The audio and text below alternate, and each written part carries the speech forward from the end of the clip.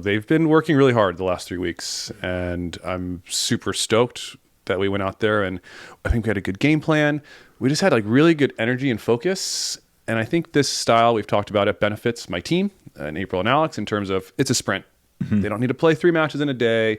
It's not a battle of conditioning. When you get into the semifinals of Manhattan Beach, you've played 6 matches. Nope, just a sprint. It's really built for them now with where they're at in their lives and careers. It's built for them, and it's cool that they get to participate. And April is constantly talking about how grateful she is when she gets interviewed that they're there and they get to be involved, and it's super awesome. And in my opinion, Mel and Brandy, the best team that we have in the States right now in the league because of their silver medal. I mean, and yeah, we played really good, and I was really happy. And I was just going in that weekend, just low expectations, go out and do our best, see how we compete. The girls knew it was going to be a tough weekend. You got TKN and Mel and Brandy in week 1.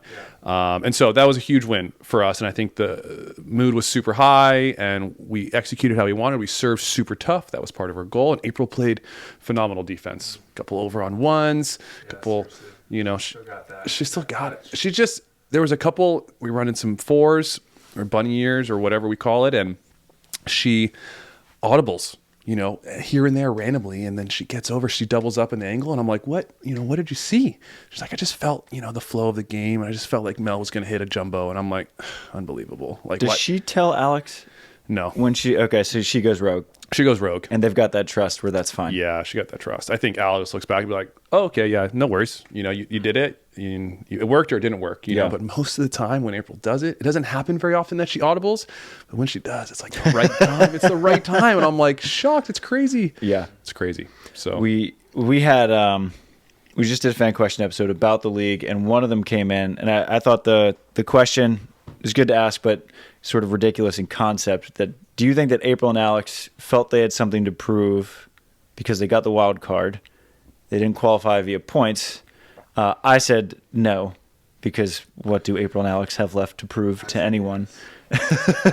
Especially in there, like knowing how hyper elite competitive they are. Yeah.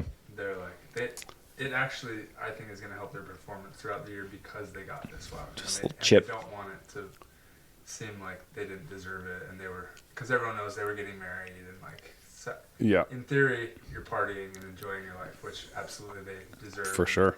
They've been waiting to do for a long time. But yeah, in my mind, picturing their mindsets, they're like, no, now we got something to prove. Yeah. I agree more with Try, and my feeling is that there was, maybe they didn't specifically say it, but a little bit of extra motivation to show, like, hey, I know we got the wild card, but we can still compete at a high level. Right.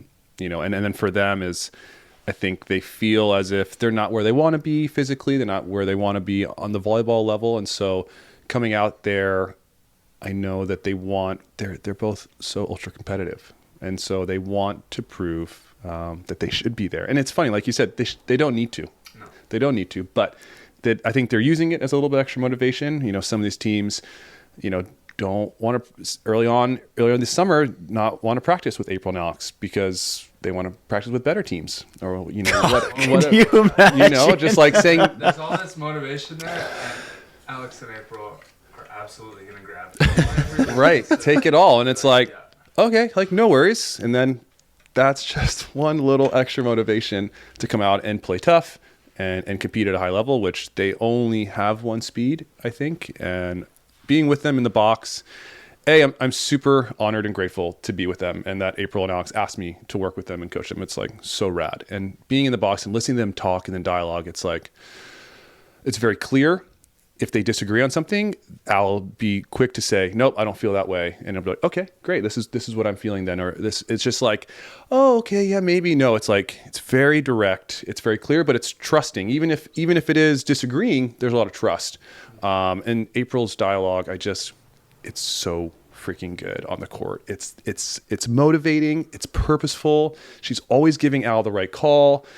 It's like hungry and open to learn and open for information to receive. It's like, it's so awesome to be so close to hear it all. And I've known April for a long time, and I've seen her compete, and I've been around it, but not in the box to hear it and be on the court all the time, because it's one speed. and it's focused, and it's so rad. And I just want to commend April on the dialogue. There's so many things that are great what April does, but the dialogue, I mean, that's something you can control. And if I'm younger players, I'm like, oof, how does that talk? How does that look? And the trust, and it takes time to build that trust with your partner about saying what's on your mind and speaking how you feel. But it's really cool. And I'm like taking my notes as I'm coaching them as well. That's what I was going to say is like, how do you feel like you fit in as a new coach, kind of like developing this? I've kind of been able to watch Travis start his coaching career. It's like it seems very difficult. Yeah. Especially seeing someone have to coach me and like trying to coach April. Yes. Someone who should, in their mind, should know everything. Yeah. Like whatever you want to call that. But how's it like working in with those two? Yeah, I think I had some anxiety coming in to like the first couple of days of practice, maybe a little imposter syndrome, that, oh man, this team is like way above my pay grade. But they've given me, and they said that they want to work with me. They didn't want anyone else at the time. And I'm like, awesome. Like that gives me a lot of confidence to hear that. And I have to trust that I've been playing this game a long time. I've been all over the world. I've had many different coaches over this time. I've been to hundreds of USA practices with them, helping them during their during their Tokyo run.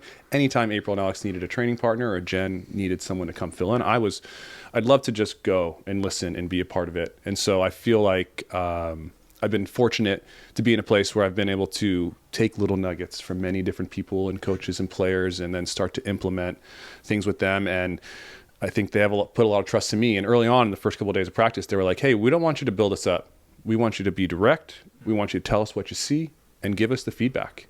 And it's been good. And I have been doing that. And they've been responsive, I would say. And there's been little tweaks, some of the things that April has been working on, some of the speed of the approach. And she's like, oh my God, Kyle, that was a huge light bulb moment for me. Like that's sort of fast. It's been so helpful. And I'm like, awesome. And sometimes just the dialogue that I say to myself has been different than how April and Alex have talked to themselves or what they've heard from different coaches in the past. And so it's been 3 weeks, maybe almost 4. This is week 4 now. And so I feel way more settled with them and a lot more trust in practice and saying exactly what I feel and what's on my mind and providing the feedback without worrying about, ooh, is that like too much? Or like they don't like that. Do they oversee practice plans a bit? Because I know a lot of players I started with Hayden. Like, of course, right. He's yeah. on top of the practice plan, no matter what the coach does. Yeah, honestly, no.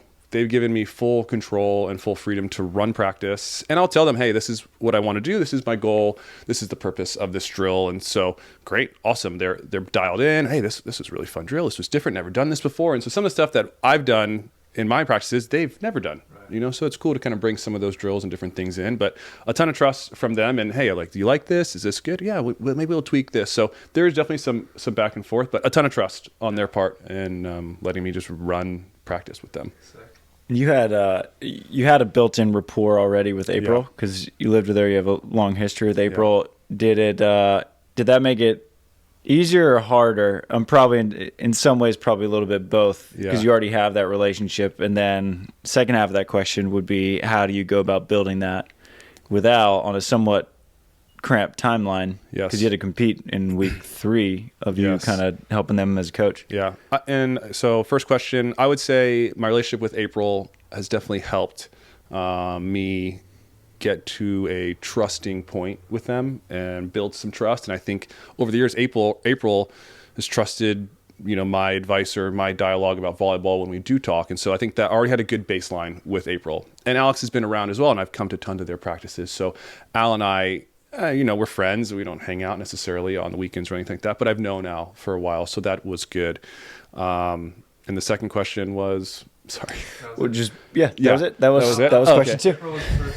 Oh, okay, yeah. And Al, I think it's just getting better, and like you've talked about, where you can just look at Julia or Betsy and it's like, okay, they know what I mean. And we're not there yet, right? Yeah. But today I remember I was about to say something and April said exactly what I was going to say, and I'm like, perfect, great, awesome. That's what I want to do. Even in the match, I was like, hey, we need to don't commit to that high line on Kristen. Let's just shuffle, let's stay balanced. She's like, I'm not going to, okay, don't commit. Okay, great, awesome. So the trust is getting better. The trust is getting better, I think, between the 3 of us. And I think the fact that we do have a relationship, it only strengthens the trust that we have and how much more feedback I can give them.